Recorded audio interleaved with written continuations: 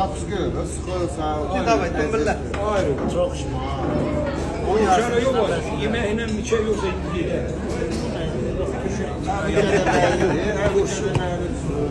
Bak geldim burada da kelam turşusu. En sevdiğim turşulardan biri. Ben de bağırsan bundan debitan. Gürcistan'dan Fedya konağımız gelin. Yürekli Gürcistanlara salam. Sağ ol bro. Gelin İlyas'ın kafesine 95 yılın sahip götürün gel. Dımbırla. Bak bu da dümbül. Göz sağ ol. Sen onu basabilirsin. Sen seçim var akıllı. Aslanım. Ay, hem buna bak. Hem de sen buna bak, hem de buna bak. Öyle. Bunu eski gördüm. Bu ne içerdi ki?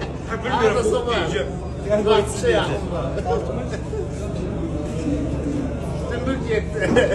Yakasım gelsin. Sana 100.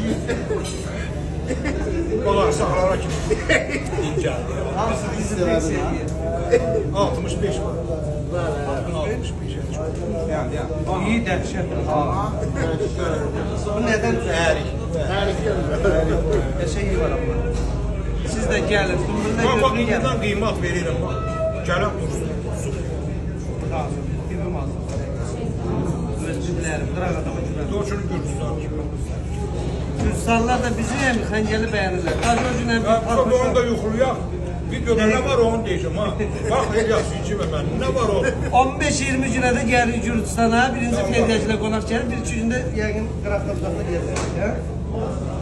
Hem bunu da geldi bunu da getir işte. Bagajda.